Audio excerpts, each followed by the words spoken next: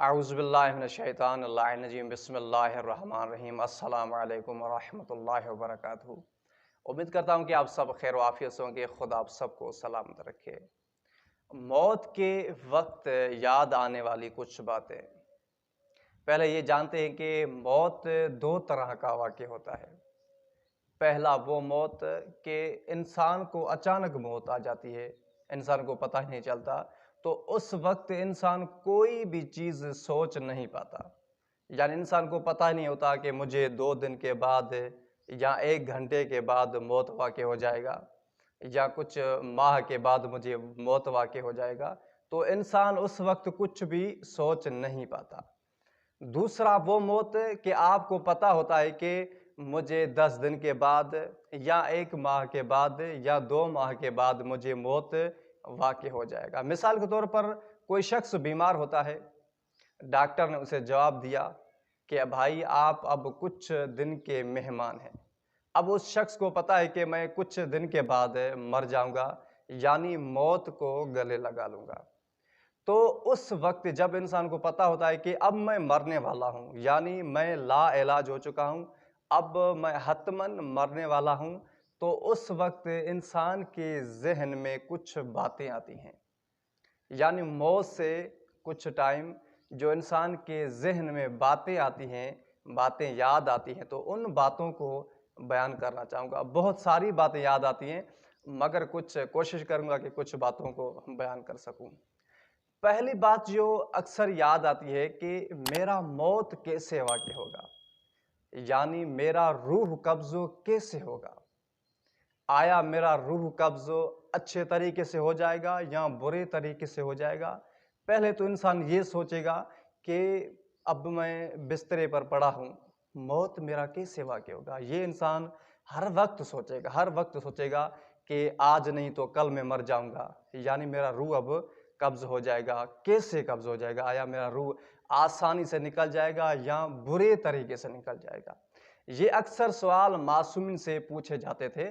کسی شخص نے معصوم سے سوال کیا کہ انسان کا روح جب قبض ہوتا ہے تو کیسے ہوتا ہے، یعنی آسانی سے ہو جاتا ہے یا مشکل طریقے سے ہو جاتا ہے؟ تو معصومین نے بہت ہی خوبصورت جواب دیا کہ انسان کے اعمال پر ڈیپینڈ کرتا ہے۔ اگر انسان کے اعمال اچھے ہیں تو اس انسان کا روح بہترین اور خوبصورت طریقے سے اس کا قبض ہو جاتا ہے۔ اگر انسان کے اعمال بدتر ہیں، یعنی ہر وقت اس شخص نے دنیا میں خداوند کریم کی معصیت کی، اس نے صرف دنیا کو ترجیح دی اور کوئی اچھا کام کیا ہی نہیں، تو اس کی جو روح قبض ہوتی ہے وہ بہت برے طریقے سے ہوتی ہے۔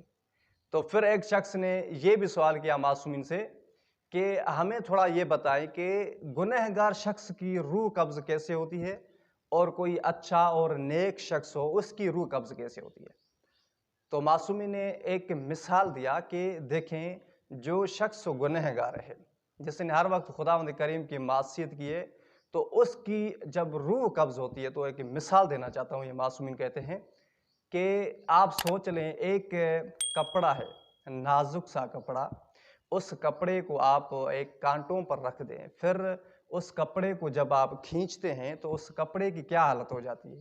ایک نازک کپڑا ہوتا ہے، آپ اس کپڑے کو جب کانٹوں پر رکھ دیتے ہیں، پھر اس کپڑے کو آپ کھینچتے ہیں تو اس کپڑے کی جو حالت ہو جاتی ہے، تو وہی حالت اس شخص کے ساتھ ہوتی ہے۔ یعنی جب اس شخص گنہگار شخص کی روح نکلتی ہے تو اس کی جو روح ہے جسم سے جب جدا ہوتی ہے، اسے جو تکلیف ہوتی ہے صرف اس شخص کو ہی پتہ ہوتا ہے۔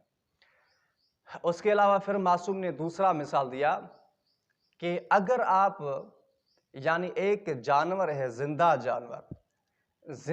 جانور کی یا زندہ انسان کی کھال کو کاٹا جائے، کینچی سے کاٹا جائے، تو اس جانور کو کتنی تکلیف ہوگی، یعنی اس انسان کو کتنی تکلیف ہوگی۔ تو جب گنہگار شخص کی روح قبض ہوتی ہے تو اس کو جو تکلیف ہوتی ہے اس شخص کو پتہ ہوتا ہے۔ اس کے علاوہ جو نیک شخص ہے اس کی روح قبض کیسے ہوتی ہے؟ نیک شخص کے بارے میں روایت کے الفاظ ہیں کہ جو نیک شخص ہوتا ہے، جو اچھے اعمال کرتا ہے، تو جو روح قبض کرتا ہے، جو فرشتہ روح قبض کرنے آتا ہے، تو جنت سے ایک پھول لے کے آتا ہے، اسے کہتا ہے اس پھول کو سونگھو۔ جب وہ شخص اس پھول کو سونگھتا ہے تو اسے پتہ ہی نہیں چلتا کہ میرے جسم سے روح نکل گئی۔ سب سے پہلے یعنی یہ بات آتی ہے کہ میری روح قبض کیسے ہوتی ہے، یعنی میں کیسے مروں گا۔ دوسری بات یہ ذہن میں آتی ہے کہ جو فرشتہ میرا روح قبض کرے گا وہ کس طرح کا ہوگا، کیا میں اسے دیکھ پاؤں گا یا نہیں، اس کی شکل کیسی ہوگی، آیا شکل اس کی بھیانک ہوگی یا اس کی شکل خوبصورت ہوگی، کس طرح ہوگا۔ یعنی اس کے ذہن میں یہ ضرور ہوگا کہ ابھی 2 دن کے بعد یا 5 دن کے بعد وہ فرشتہ آئے گا، میرا روح قبض کرے گا، وہ فرشتہ کیسا ہوگا۔ یہ بھی معصوم سے سوال کیا گیا کہ جو فرشتہ آتا ہے روح قبض کرتا ہے تو ہم نے یہ سنا ہے کہ اس فرشتے کی جو شکل ہوتی ہے وہ خوفناک ہوتی ہے۔ تو معصومی نے بہت ہی خوبصورت جواب دیا کہ سب سے پہلے تو یہ طے کر لیں، یہ ذہن میں رکھ لیں کہ ہر کسی کے پاس حضرت عزرائیل علیہ السلام نہیں جاتا، کیونکہ آپ نے سنا ہے نا کہ روح جو قبض کرتا ہے وہ حضرت عزرائیل علیہ السلام کرتا ہے۔ تو معصومی نے یہ جواب دیا کہ ہر کسی کے پاس حضرت عزرائیل علیہ السلام روح قبض کرنے کے لیے نہیں جاتا۔ حضرت عزرائیل علیہ السلام صرف معصومین یا وہ شخص جو صالح اور نیک انسان ہو، معصومین کا روح قبض کرتا ہے۔ اس کے علاوہ وہ نیک اور صالح انسان جو خداوند کریم کے نزدیک ہوتے ہیں، اگر خداوند کریم حضرت عزرائیل علیہ السلام کو حکم دے کہ جا اس میرے بندے نیک بندے کا روح قبض کر، تو پھر وہ حضرت عزرائیل علیہ السلام آتے ہیں اور اس کا روح قبض کرتے ہیں۔ اس کے علاوہ حضرت عزرائیل علیہ السلام کی ایک ٹیم بنی ہوئی ہے، یعنی ایک بہت زیادہ فرشتے ہوتے ہیں۔ حضرت عزرائیل علیہ السلام کہتے ہیں کہ جا تو فلاں شخص کا روح قبض کر، جا تو فلاں شخص کا روح قبض کر، یعنی اس کی بھی ایک ٹیم بنی ہوئی ہے۔ اس کے بعد یہ سوال ہوتا ہے کہ جب کوئی فرشتہ حضرت عزرائیل علیہ السلام یا کوئی بھی فرشتہ جب روح نکالنے آتا ہے تو اس کی شکل کیسے ہوتی ہے، یعنی خوفناک ہوتی ہے یا اچھی شکل ہوتی ہے۔ تو معصومین نے بھی اس کا جواب دیا ہے کہ دیکھیں اس پر بھی انسان کے اعمالوں پر ڈیپینڈ کرتا ہے، یعنی اگر انسان کے اعمال اچھے ہیں، خوبصورت ہے، اس شخص نے کبھی بھی خداوند کریم کی معصیت نہیں کی، ایسے گناہ نہیں کیے، تو جو فرشتہ اس شخص کا روح نکالنے آتا ہے تو وہ خوبصورت اور بہترین شکل اور اس کا سکون اور آسانی کے ساتھ اس کا روح قبض کرتا ہے۔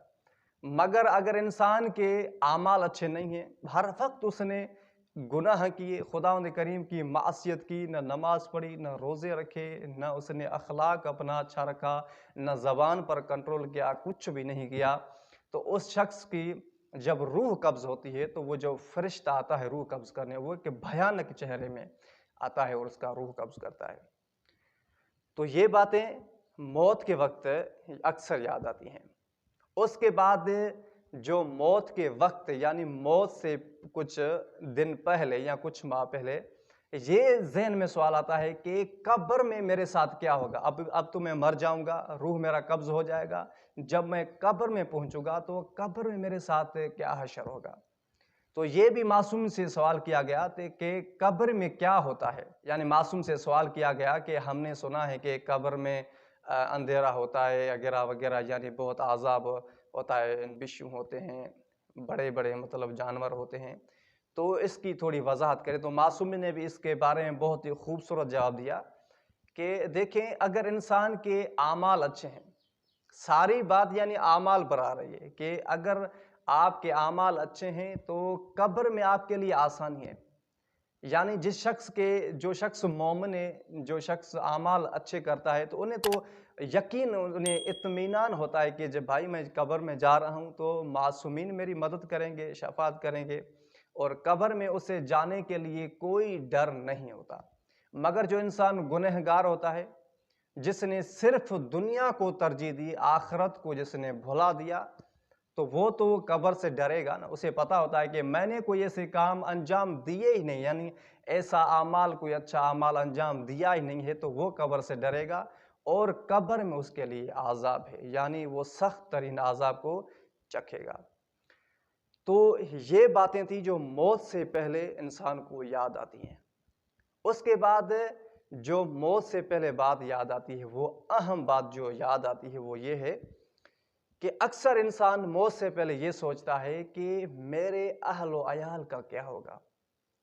یعنی اگر انسان کوئی شادی شدہ ہے، اس کے بال بچے ہیں، جب اس کو موت واقع ہو رہی ہے تو وہ یہ ضرور سوچے گا کہ میرے بال بچوں، میری بیوی کا کیا ہوگا. یا اگر کوئی انسان شادی شدہ نہیں ہے تو اگر اس کے والدین بزرگ ہیں تو یہ سوچتا ہے کہ انسان میرے والدین کا کیا ہوگا، میرے والدین بزرگ ہیں، مستقبل میں اسے اخراجات کون دے گا، یا میرے بال بچوں کو مستقبل میں اخراجات کون دے گا. تو یہ بھی معصومین سے سوال کیا گیا. کسی شخص نے معصومین سے کہا کہ مجھے موت سے ڈر نہیں لگتا، مگر میں یہ سوچتا ہوں کہ میرے بال بچوں کا کیا ہوگا. تو معصومین نے کہا کہ وہ شخص انتہائی بے وقوف ہے جو رزق کے معاملے میں سوچے. دیکھیں نا، اگر انسان یہ سوچے کہ مستقبل میں کیا ہوگا تو معاذ اللہ تو وہ شخص یعنی خداوند کریم کو رازق نہیں مانتا. یعنی خداوند کریم رازق رزق دینے والا ہے. کہ اب دیکھیں، میری مثلاً 18 سال 19 سال، آپ جو ویڈیو دیکھ رہے ہیں یقیناً آپ کی 18 سال یا 30 سال یا 35 سال عمر ہوگی. تو آپ نے جو ساری پیچھے زندگی گزاری، 20 سال 30 سال جو بھی آپ نے زندگی گزاری، تو اس زندگی میں آپ کو رزق یعنی آپ کو رزق کس نے دیا؟ خداوند کریم نے دیا نا. آپ کو یقین ہوگا کہ میں کسی بھی دن کسی بھی رات بھوکا نہیں سویا. یعنی خداوند کریم نے آپ کو رزق دیا، آپ کی اتنی زندگی آ گئی آپ کو پتہ ہی نہیں چلا. خداوند کریم نے آپ کو رزق دیا. اب دیکھیں، ہم نے اتنی جب زندگی گزار لی تو رزق کس نے دیا؟ وہ رازق کریم ہے نا، اس نے رزق دیا نا. تو اب ہم یہ کیوں سوچیں ہمارے والدین کو رزق کون دے گا؟ مستقبل بارے میں ہم رزق کے معاملے میں مستقبل میں سوچیں کہ ہمیں کیا ہوگا، یعنی ہمارے بال بچوں کا کیا ہوگا. تو یہ انتہائی غلط سوچے، تو یہ نہ سوچیں. یہ روایت میں معصومین نے بہت زیادہ تاکید کی گئی ہے کہ آپ رزق کے معاملے میں حتماً یہ سوچیں ہی نہیں کہ رزق ہمیں کیسے ملے گا. چاہے آپ زندہ ہیں یا آپ مر چکے ہیں تو آپ کے جو اہل و عیال ہیں ان کے بارے میں یہ نہ سوچیں کہ رزق کہاں سے مہیا ہوگا. تو یہ باتیں ہیں کچھ جو موت سے پہلے انسان کو یاد آتی ہیں. باتیں تو بہت ساری ہیں، اگر میں بیان کروں گا تو ویڈیو کافی لمبی بن جائے گی. تو انسان جتنا ہو سکے کوشش کرے کہ دنیا میں ایسے کام انجام دے جو خداوند کریم اور معصومین کو پسند ہو، تاکہ اس انسان کی زندگی دنیا میں بھی سکون اور آخرت میں بھی سکون ہو. تو گفتگو کو یہیں پر اختتام کرتے ہیں. امید کرتا ہوں کہ یہ میری ویڈیو آپ کو ضرور پسند آئی ہوگی. اگلی ویڈیو کے لیے تب تک دعا میں یاد رکھیے گا. والسلام علیکم ورحمۃ اللہ وبرکاتہ.